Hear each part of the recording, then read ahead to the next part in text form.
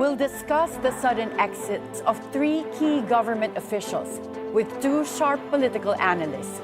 Good morning. I'm Attorney Karen Jimeno, and this is At the Forefront.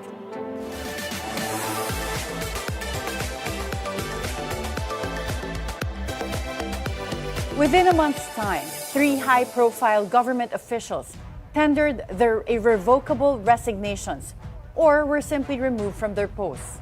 Each case raises deeper concerns about political maneuvering, institutional independence, and the security of tenure in government service ruled by fixed terms or civil service board appointment. Were these departures inevitable outcomes of politics at play, or warning signs of a governance system where loyalty outweighs merit? With us this morning is former presidential spokesperson and occasional host at BNC, Attorney Edwin Lacierda. Good morning, Attorney Edwin. Morning, Karen.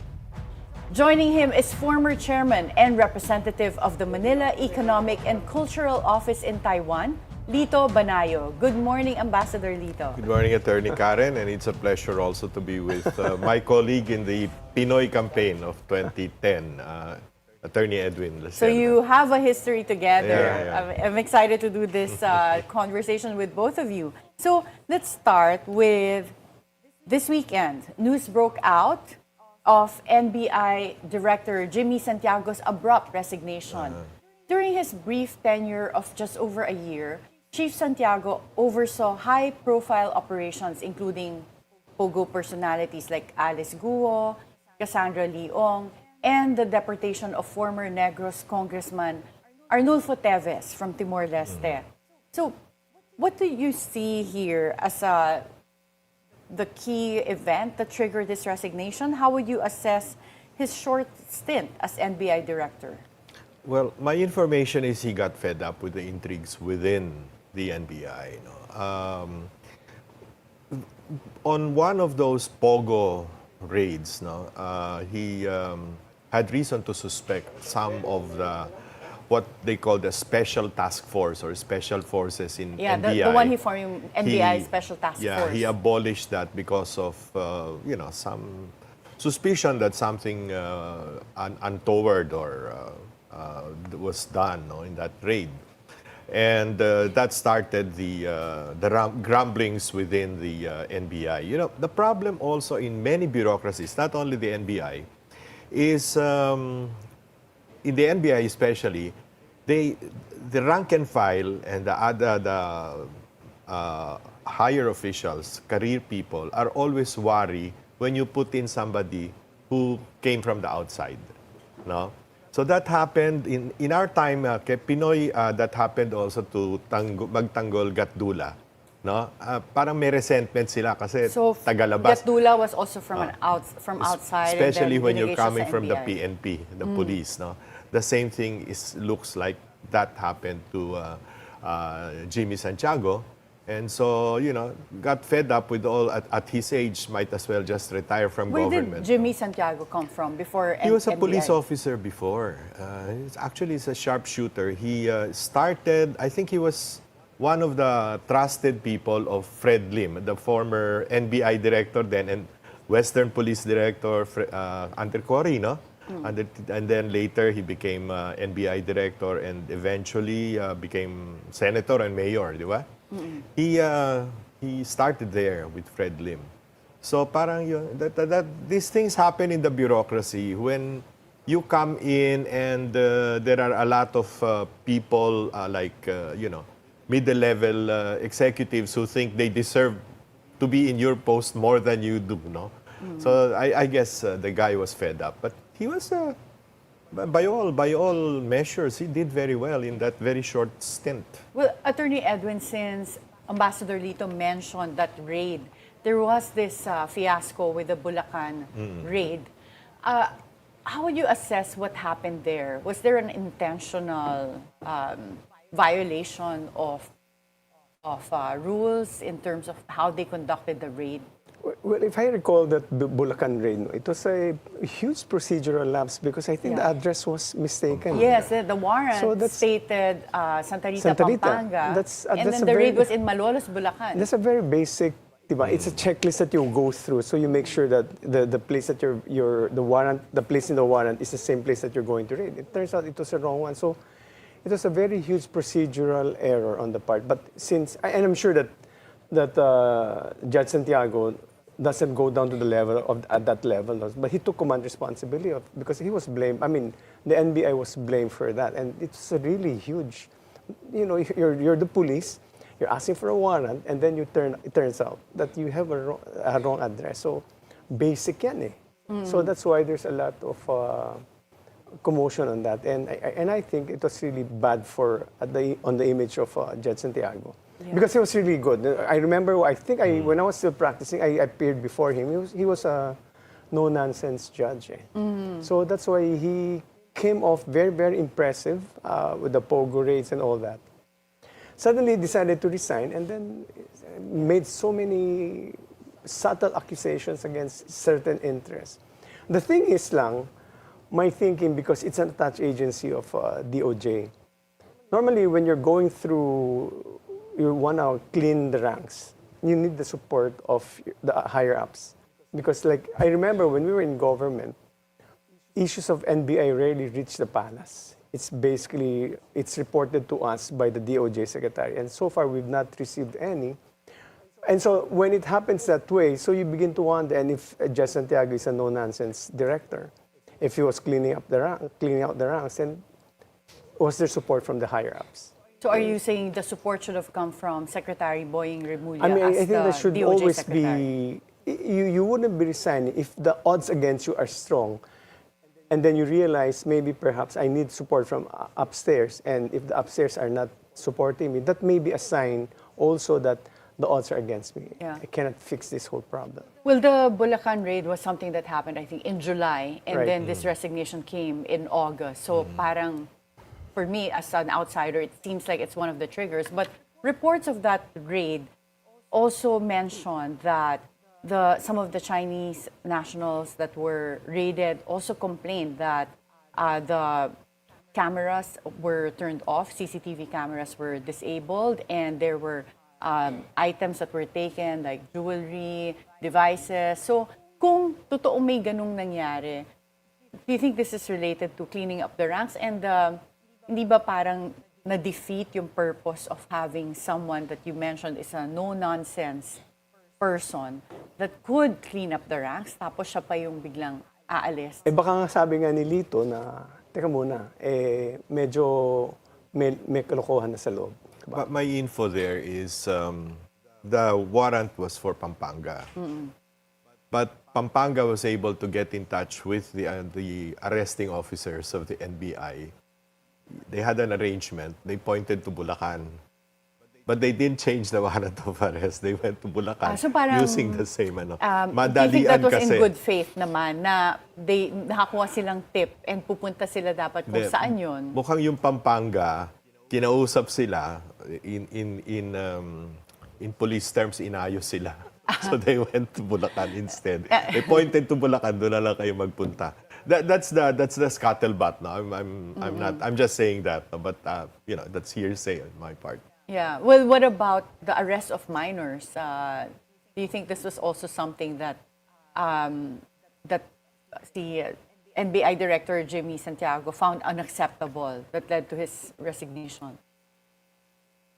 Well, alam mo, NBI is supposed to uphold the law, di ba? Enforce the law. So the basic assumption is as an NBI personnel, you're supposed to, at the very least, know criminal procedure, criminal law, because that's the area of expertise that you're supposed to have. And if you tend to violate those basic rules on criminal procedure and criminal law, then it sends a signal, are these guys under me doing their own thing? Diba? So you begin to wonder, and like what Lito was saying, there's a culture inside it. I remember during the time of Cory, Lito, and Lito is much more expert.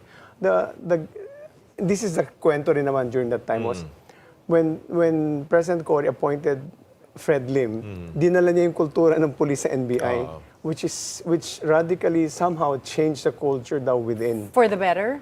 Or According to NBI insiders, did it improve the culture? it changed radically. That's why I remember the last one who was really a reformist was Scarpio. NBI Director Yeah. Carpio. So after the entry of General Lim, somehow the culture changed. That's the kwento during that time. But when we were in government, we've never had, except for Gadula, parang it was, I in fact went to NBI one time to discuss cybercrime at that time. It was a burgeoning incident. So, but they're very professional and they're, of course, always lack of resources and all that. But by and large, the only thing in NBI is it's always also used as a form of harassment. You know, we're practicing lawyers, Karen. Di ba, the subpoena, the one that you really have to really attend is the fiscal subpoena from the city fiscal's office. Yeah. But then NBI also issues subpoena. Yeah, they do. Oo. I've had they friends can. actually consulting me. Should I attend this? What's gonna happen? Ma-arresto ba? I Sabi ko, tell them, bakit ignore mo yan. NBI? Oo nga eh. I tell them ignore But yeah. that because they have no prosecutorial powers. I mean, they're just, and I've seen some instances of harassment also. My clients were being harassed.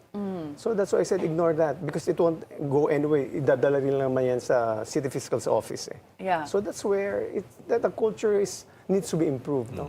So that's what Lito was saying. Well, going back to what Ambassador Lito said, because the resignation letter of Chief Santiago was quoted as saying, lies, if repeated over time, will give a semblance of truth. And he mentioned that there were people interested in his position who incessantly made moves to besmirch his reputation. So, was he referring to people who are his colleagues? Yeah, people within the NBI, no? And but that happens everywhere kasi. That happens in all bureaucracies, no? Yung siraan ng siraan, yung intriga, that's par for the course when you enter government, no?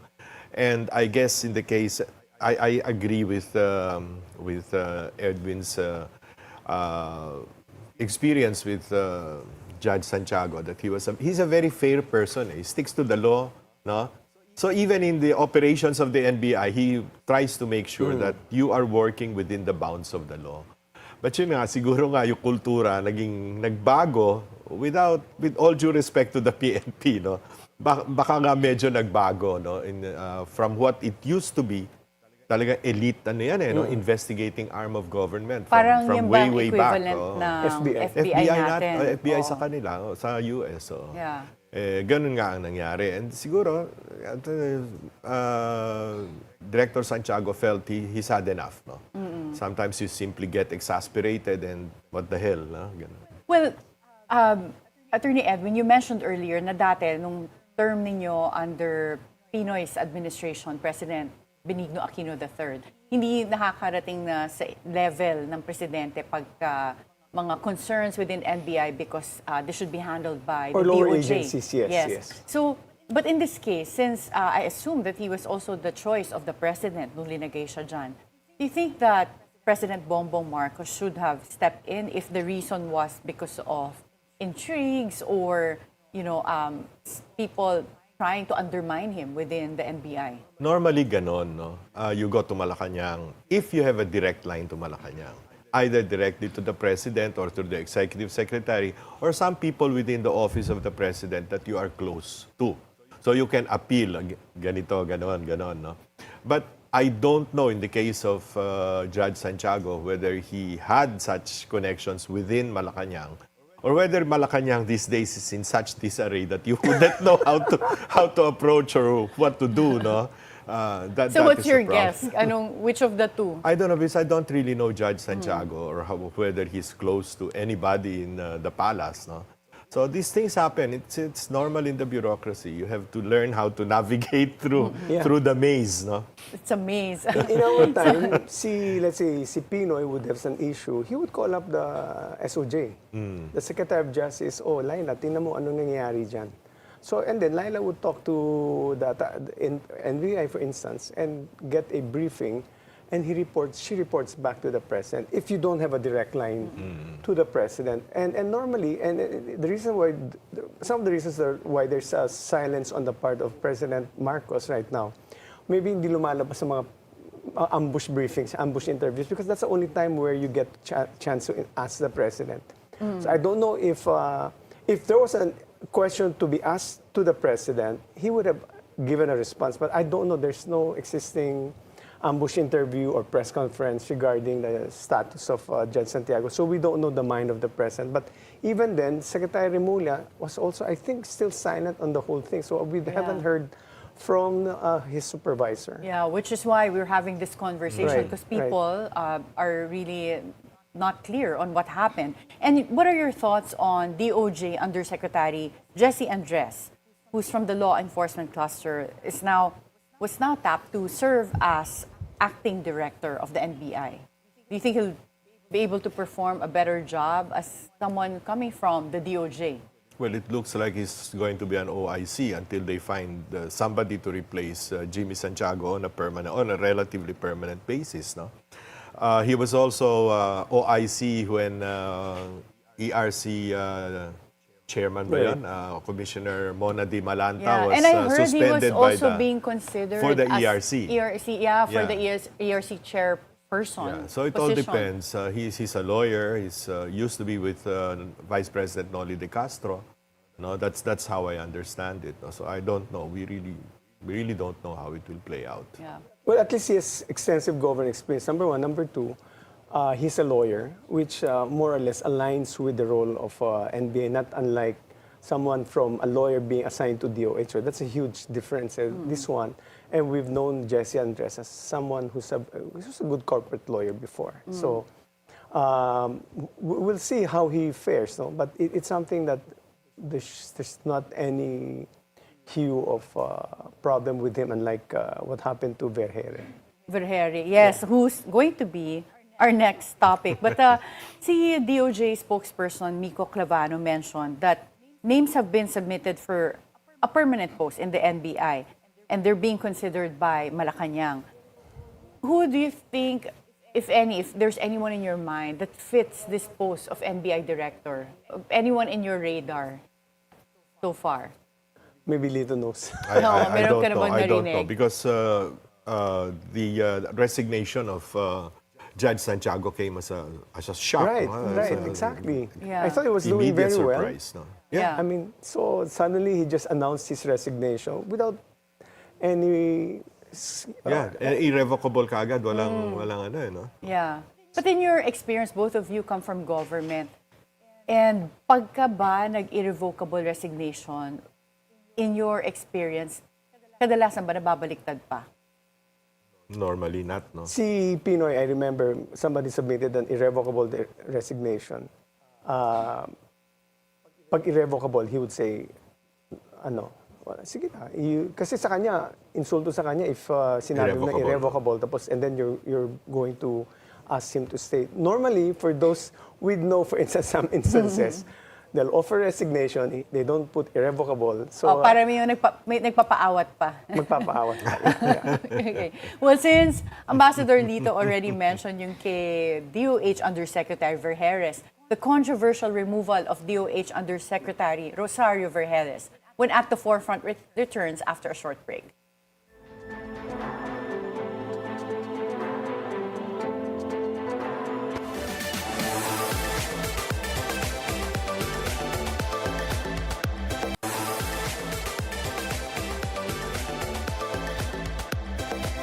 Welcome back at the Forefront. Dr. Rosario Vergere, who was with the Department of Health for the last 18 years, was suddenly removed from the DOH Executive Committee along with two other senior career officials last July 29. Executive Secretary Lucas Bersamin was quoted as saying that the tenure of Dr. Vergere has expired effective immediately. So based on your observation, how would you assess the performance of Dr. Vergere as a senior official in DOH? From what I understand, very good, and especially during the COVID pandemic, no? She was a spokesperson of the DOH, and she was a voice of calm and reason, no? Where everybody was panicking on what to do. When everything was chaotic, no? yeah. And her secretary then, Pincoy Duque, was normally panicking on what was happening, but she was the voice of calm, no? She was very good, no? And tatlo yan eh, no? The other two are also non-retirable yet. Bravo and Ronquillo. Mga seso rin. Puro mga career officials, no? So I don't that again came as a surprise, no? Why she was removed. Of course, again, this was a scoop of Bilyonaryo. I believe you exposed the cash advances sa UNICEF that the DOH has not been paying about 1.3, 1.2 billion. No? That's why UNICEF closed the window for us getting more vaccines. No? I mean, vaccines are the lifeblood of the young. No? And there have been a lot of questions about so-called anomalies within the department. No? And wasn't Secretary Ted Herbosa recently put on preventive suspension because of this whole UNICEF fund issue? Yes, that's true. So, and I guess it could be a case of being insecure about whether the president, who seems to be in an angry mode these days, baka his head would be next. So you're trying to eliminate all the career people na pwedeng pumalit as no? DOH Secretary. It's not easy kasi to get it's not easy to get any cabinet member, no? Especially in DOH, it's not easy because private practice is so different from government practice in health, no? So it's not easy to get. Normally, you would choose from those who have public health experiences. Yeah. No? Which is very small. Wasn't Undersecretary Vergeres offered the DOH Secretary post back in 2023, if I remember correctly? Parang I think na-offer she na was yata sa one of the contenders. contenders. No? Okay. Well, Attorney Edwin, naabutan niyo pa si Secretary Vergeres when you were presidential spokesperson. Tama ba? She was a Nag-serve siya career, but she never dealt with her because it was si Tayag and sila Janet Garin, sila Ona were there. So we've never had any I opportunity think she to was meet still with ASEC or Director 4 at that time. Well, see, Dr. Vergeres was moved around the DOH in the past 2 years from being chief of all undersecretaries to just overseeing Northern and Central Luzon. Why do you think there's so much movement in such a short time, 2 years? Well, yun nga the dynamic between an undersecretary and a secretary, especially if you never worked with each other in the past, always creates some tensions. Actually, there was, during our time, si Ted Herbosa was already a USEC. Yeah. He was a USEC already during our time, but I don't know if there were any interactions between Ted and Dr. Vergeres at that time. But essentially, when we got Ted Herbosa, he was highly recommended because he used to be a World Health consultant who consult, and that's why he was pulled in, invited to join government. So, but that's the extent of my knowledge on TED. And with instances where we would discuss, but by and large, it was on and tama si Lito. Public health is there are very few practitioners. Flavier was one. Circle of people. And all the rest, it's really very difficult. Like Ona was a kidney specialist. So it's really very difficult to get public health specialists talaga. And if you're coming from the private sector, your focus is on public health. It's really, and that was a problem we had during our time was Noy wanted public health, but our secretary was looking at tertiary like hospitals, building hospitals, and not primary health care. Parang barangay healthcare kaagad ang natin, ang first.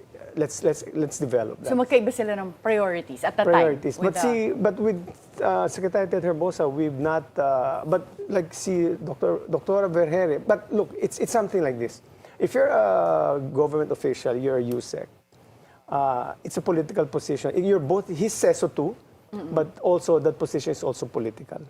So the question where a lot of medical group practitioners are vehemently against what happened to Dr. Vergeres was, okay, we understand you can be moved around. USEC position, it's a political position. You can be moved around. A political appointment pala, you can be moved around. But based on the explanation of E.S. Bersamin, where he said her term has expired, it's a first thing. It's a unique animal. We've never which is heard. something I wanted to ask you as a lawyer. Bakit ganun yung explanation? Her term has expired effective immediately. Ano bang expiration? Especially if you're a career executive service officer. And that's the reason why you need to listen to the scuttlebutt what Lito was saying, because all these formal explanations don't mean anything. Yeah. Like for instance, what do you mean by her term has expired? It's a political appointment, so you serve at the pleasure of the president. But the question among the medical health groups was, it appeared like her CESO rank has also been revoked, which you cannot do that because CESO are protected by security of tenure. Yeah. Your rank can only be removed if by due process. Yeah, and also for specific grounds because Article 9 of the Constitution guarantees your Security tenure of tenure. if you're You could be CESO. transferred to another department, Yeah. or you could be on floating status, but you retain your CESO rank and the same emoluments as. So, given all of that, kung mukhang meron ding legal issues in terms of how the Yusek Vergere was removed, what is going on here? Bakit ganito yung Normally, you pagkahandle? would expect Yusek Vergere to appeal to the CESB. Right. No? The I Career don't know. Executive Service Board. Probably she wrote a letter or something already. We really don't know. But she's been very quiet. She didn't go public about what happened to her. No, I guess she's very professional in that respect. And the other thing also is, if you are the president, you would most likely defer to the wisdom of your cabinet secretary in charge. So, the president is far removed from those things. That's internal matter. So I would rather not get involved. I would trust the judgment of the cabinet secretary, whether right or wrong. So it appears like maybe that's why Malacanang was surprised at the reaction of the health groups, because Dr. Vergere was doing a splendid job within the bureaucracy of the Department of Health, and suddenly she was removed, and now her status as a CESO is being... And replacing her with a lawyer who used to be with the Department of Labor and SBMA. Yeah, no? si Attorney Randy Escolano. Yeah, parang, again, raises questions. No? Ano ba ang alam niyan sa health? No? I mean, those are your questions. No? So, these things are, one of the things that I guess when you enter the bureaucracy, when you enter government service, is you try to nurture the career service people, the professionals in the bureaucracy, instead of bringing in a caboodle of people of your own. No? In all the positions that I've had, I always just bring my secretary, my personal secretary, my chief of staff, and a lawyer because I'm not a lawyer. And that's about it. No? But I promote from within the career. Yeah. So para may continuity rin. May continuity eh. Tsaka yung institutional knowledge is very important because they have to guide you along the way. No? Di mo alam mo na kagad kung ano yung trabaho doon. No? And one of the most successful DPWH secretaries of all time for that matter, I think, one kay Ping De Jesus kay Tita Cory, and then Babes Rogelio Singson in DPWH, never touched the bureaucracy. They worked within the bureaucracy. And yet they came from outside. They came from the private sector too. No? You have to have a level of respect for the bureaucracy because of the institutional knowledge that they possess. Yun yung importante. The institutional memory is very, very important. Plus also, the position of USEC is under the Constitution. It's what we call highly confidential, policy determining. So how can... And they usually serve in an acting capacity as the secretary if the secretary is traveling or is undisposed. So you didn't get from within. Yeah. So obviously, you already eliminated institutional memory. So You mean ito yung pagka-appoint ngayon kay Attorney Randy Escolango. Escolango? So what will happen... He was also with DSUD, right? The DSUD department. Housing? yeah. I don't know. What definitely will happen is the learning curve of this guy is going to be long, and it's going to hamper the operations of the Department of Health because that's a policy determining position. Unless USEC siya ng admin, no? But it's basically it. You've not only harmed you've harmed the operations of the DOH because at some point there's going to be some delay because this guy is going to learn the procedures, what's the policies within. So that's why you have to maintain somebody or promote somebody from within because that's a USEC position. Wala namang masyadong, may policy, but wala masyadong politiko dyan, like a CABSEC. You really have to keep the agency or organization moving forward. What about the fact that he's not a doctor, but a lawyer, and he's replacing a doctor? This is a huge problem. Sana if he was came from a medical-related. Medico-legal man lang. No? Ganon. Di ba may But there's- Yeah, medico-legal? meron. It's totally alien from his previous experience, and that's why the learning curve is gonna be huge. It's gonna hamper the operations of the DOH in one way or another. Well, Attorney Edwin, you mentioned kanina that Malacanang was probably surprised also with the pushback from the medical community. 57 medical community groups called on President Marcos to protect and strengthen the foundations of professional, non-partisan health governance. So do you think they're speaking off of just Vergere's, career service status to suddenly being removed? Or meron ba silang alam na hindi natin alam? Normally, as far as I know, doctors or medical professionals are very careful in their language, no? And they normally are apolitical.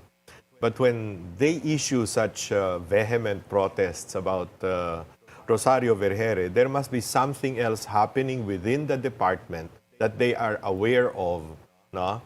Like procurement of medicines and all that, vaccines and all that, that they themselves are concerned about what's happening in the DOH, which is one of the most important social services of government. Which is essentially the delivery of basic health services. It's something they may. I agree with Lito because if they're very vehemently against the removal of Dr. Vergere, who was a performing official, so the question is, how much will it affect the DOH right now? Because since they know that she's upright, so if you take out an upright official, that means sino susunod na matino dyan? So it's really a question of now people are wondering, the medical profession is wondering what's going to happen to DOH, which is already as it is right now, where we need a lot of deliver basic human services, which should be done. Vaccinations are important, and there's now an anti-vaccine group. So how do you counter all this dilemma? And I saw the National Expenditure Program, the NEP, for 2026. I think health was number 3 in terms of ranking as the highest funded among the government agencies and departments. So where do you see this going? What does this say about the leadership style of President Bongbong Marcos, where you have these, two key positions where it's not even clear to the public what happened, bakit biglang either nag-resign na irrevocably, or in this case, bakit tinanggal kung career executive service official? Well, in the case of the NEP, education and health normally should really get, education is in the Constitution, no? Should really get highest priority. But wait until Congress mangles the budget for 2026. No? Do you think mamamanggal pa nila now that parang nakabantay na lahat? There's still a pending case in the Supreme Court for the 2025 budget. Ang problema kasi it's those who mangled the budget before, in 2025, for the 2025 budget, are the same ones investigating what was mangled in 2025. No? So I don't know. I don't have high hopes. Which is why the transparency efforts of Senator Riz Ontiveros are very, very important. Because the budget, the proposed budget, let's say if it's so many trillions of pesos, will never go up because the Constitution doesn't allow Congress to increase that. But what happens is they realign. So, for instance, if you're saying that the education budget, the health budget is number 3, and then like what Lito was saying, there will be a lot of discussions both from the House and the Senate, eventually the BICAM. They're going to realign based on their priorities. So, magiging number 3 pa ba siya? So, and we don't know, I'm not sure, I haven't seen the budget yet, but are they all, ang tawag doon yung walang specifics? Yung hindi siya... Walang specified line item. Line item. So, those things are very, that's why we take that out during our term because those are subject to abuse. Well, in the past month, I think I'm trying to remember what month the president called for massive resignations. It was supposed to be what he called a massive reset. Pero meron na ba kayong nakitang massive reset here in our landscape? My problem with the Marcos administration is this. They tend to overpromise and underdeliver. It's been several instances of that. Because the massive reset, they asked the entire cabinet to resign. That's That's a huge announcement, and then it turns out you only remove one or two. So it's you. People's expectations were very high because these numbers were very low then. So when you announce a massive resignation and it turns out you only remove one or two or three, it really just deflates the expectations of the people that you're going to do a massive reform. And many of these agencies in government now have very low morale because of this, no? Kasi parang walang security of tenure ang ano, no? Yeah. That's also one of the offshoots of having a so-called reset, no, where the mountain labored but produced just a few mice. No? The mountain labored and produced a few mice. Ngayon ko lang Yun ang narinig yung analogy na yun, but very visual. But yeah. So in this case, do you think this concern that's already been raised by the medical community groups? When it comes to the DOH, you have Dr. Vergeire, and you mentioned two other career officials that were removed. Is this something that Malacanang should step in and help resolve or correct?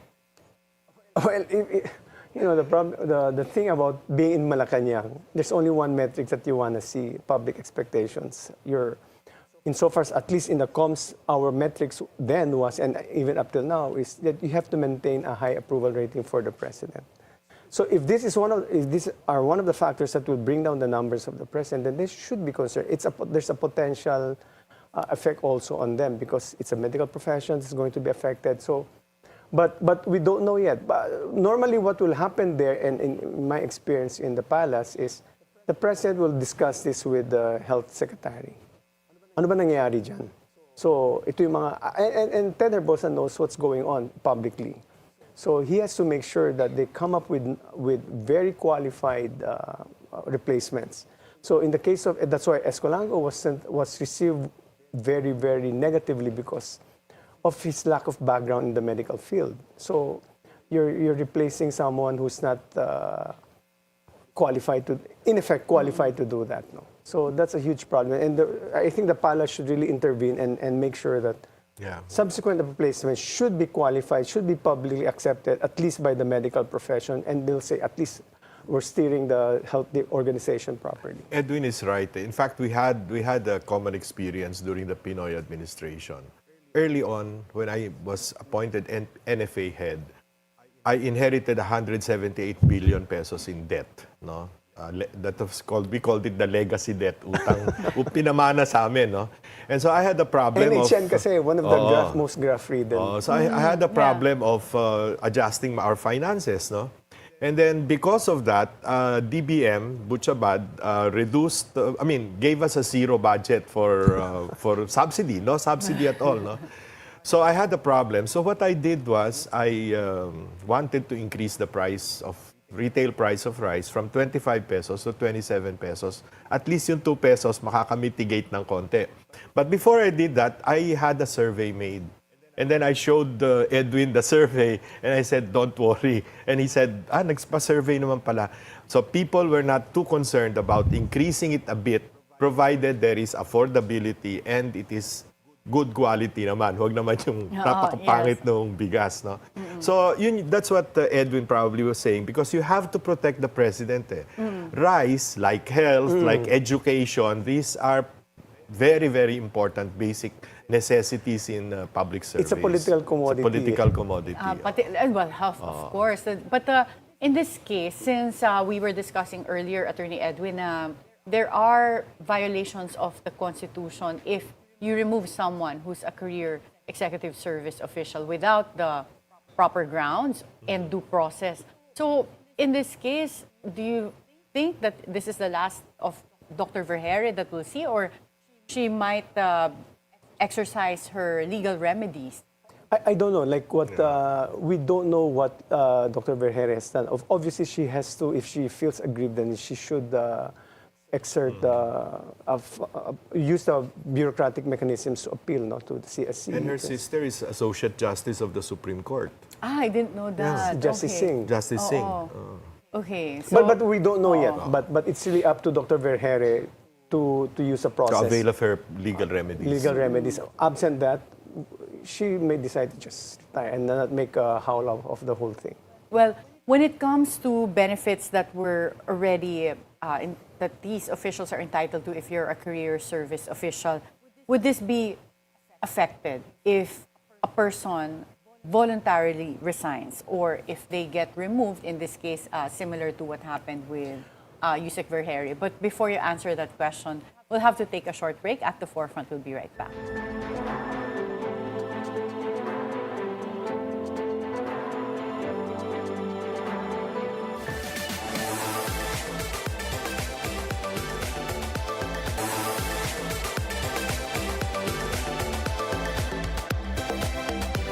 Welcome back at the Forefront. Attorney Edwin and Ambassador Lito, when it comes to benefits that you've already accrued or incurred, if you, for example, resign voluntarily or if you were removed despite your career executive service officer status, anong mangyayari dun sa benefits? Well, she would have benefits already. She served more than 16 years in 18 government. years yata 18 years na siya. So, Specifically yung kay Undersecretary and because of Vergeire. during our time, the salary standardization, which increased, malaki na nakukuha ng mga government employees, whether official ka o ano, they will still receive their benefits. So in this case, kay Yusek Vergeire, pagka nag-serve na siya ng 18 years, that's She far would the length of receive service. a huge amount of benefits na. By huge, parang nasa millions na ba Millions yan? yan. Millions na, Millions yan. wow. Oo. Okay. So, on July 14, Malacanang announced that the Energy Regulatory Commission Chair, Attorney Mona Lisa de Malanta, also tendered her irrevocable resignation 2 days before her official departure from the agency last August 8. At the Forefront, was able to get her thoughts on her ERC departure. Okay, I thought we were showing a clip. Hindi ba tayo magpapakita ng clip on what she said? But in this case, she mentioned that she was also offered to transfer to another post. What are your thoughts on her departure? Because this is also one of the secured tenures in the sense that she should have had It's a 7 years 7-year term. as a ERC chairperson. Ano kaya nag-trigger sa kanya na mag-irrevocable resignation din? Lito, may scuttlebutt na naman to. Hindi ko alam eh. I really don't know what triggered it. No? In the case of Mona Lisa de Malanta, I thought she was also performing pretty well, no? Except for that ombudsman suspension, which I also could not understand why. No? So I really do not know what happened there. You know, as a private, coming from the private sector, if you're asked to join government, you're by and large, an individual's motivation is to really help the country. So when you're serving already in that position, a very sensitive position, and suddenly you're given you were confronted with a suit, it's something that you don't see in the private sector. It's sa public sector, kakasuhan ka, you're doing your job. Parang nakaka-demotivate eh. So it really demoralizes a government official, especially coming from the private sector.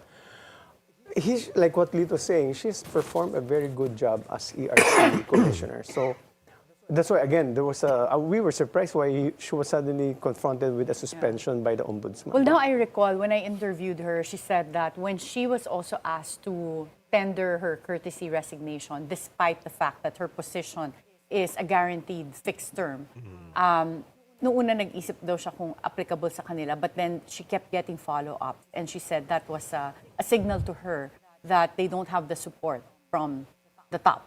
So, pagka ganun ba in your experience, in her resignation, kung hindi talaga siya gustong paalisin ng presidente, the president should have stepped in to say that he preferred if she stayed.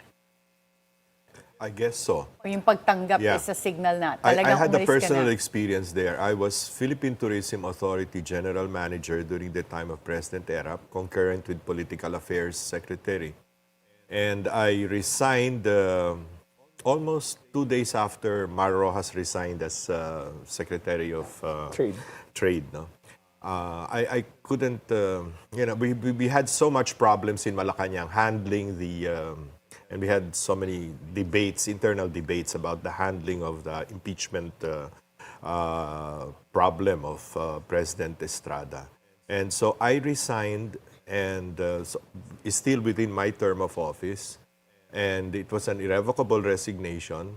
And days later, I think a week later, President Estrada talked to me one-on-one and said, never mind if you do not want to be Political Affairs Secretary, but return to your job, PTA, because that's a termed office. And I said, nakakahiya naman po. I've already submitted my resignation, so pangit naman bumalik na naman doon. No? So really, you're protected. If you want to, you can always go back. Okay. Well, let's talk about a different type of position naman na hindi government executive branch. There were rumors nearing the start of the 20th Congress na mapapalitan ang Speaker, mapapalitan ang Senate President.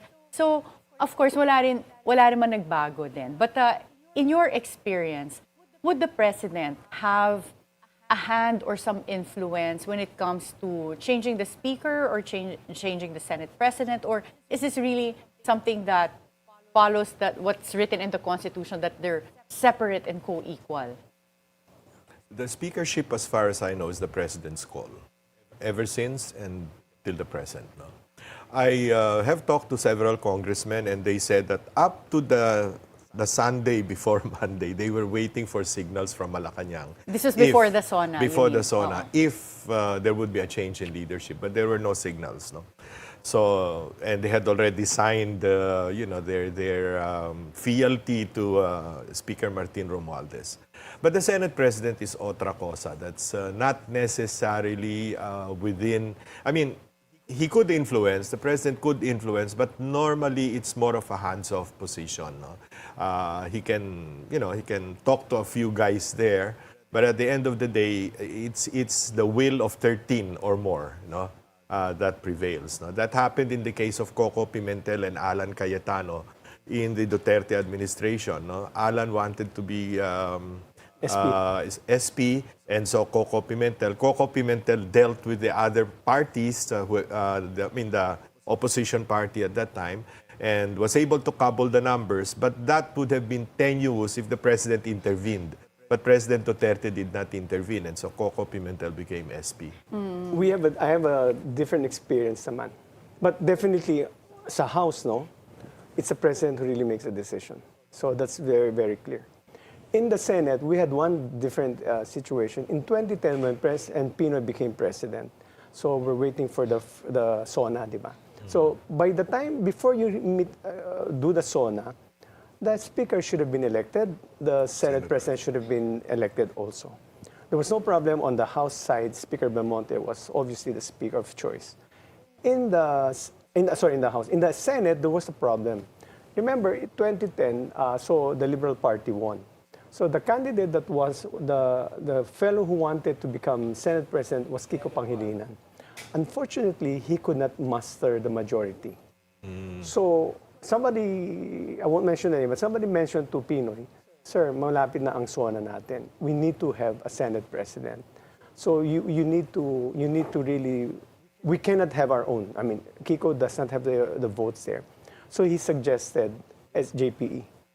Okay. Juan Ponce Enrile, which at that time was acceptable to Pinoy because although they had different history in the past, they worked well together in the Senate. So that's why the Senate President, JPE talked to Pinoy, and they had a very warm conversation.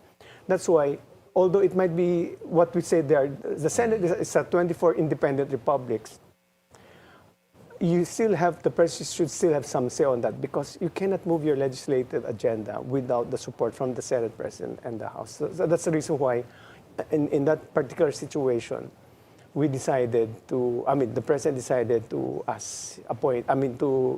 approve the election of Senate President Juan Ponce Enrile. Well, right now, there are perceptions that the Senate and House don't get along, or the leadership at least, kasi nag-press con din si Senate President Cheese Escudero during the allegations of the flood control insertions that were being thrown at him. And he said it was a demolition job by someone.